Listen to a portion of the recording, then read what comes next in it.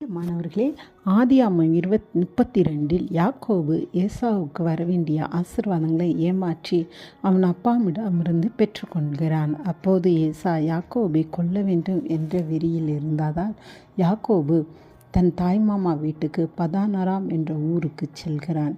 20 வருடங்களுக்கு மேல் ஆகிவிட்டது. இப்போது யாக்கோபு சொந்த ஊருக்கு திரும்புகிறான். இப்போது பழைய பகை ஞாபகத்திற்கு வருகிறது. ஏசா தன்னை பார்த்தால் தன்னையும் தன் குடும்பத்தையும் அழித்து விடுவான் என்று பயந்து தேவனை நோக்கி ஜெபிக்கிறான். கடவுள் அவ்விண்ணப்பத்தை கேட்டு ஏசாவின் இருதயத்தை மாற்றுகிறார். ஏசா யாக்கோபை பார்த்து பகையை மறந்து கட்டி பிடித்து முத்தம் செய்கிறான். இன்றைக்கும் நம் வாழ்விலும் சிலரை மாற்றவே முடியாது என்று இருக்கலாம். சில பிரச்சனைகளுக்கு தீர்வு காண முடியாமல் தவிக்கலாம். கடவுளிடம் யாக்கோபை போல தாழ்மையோடு ஜெபிக்கும் போது நிச்சயம் பதில் தருவார்.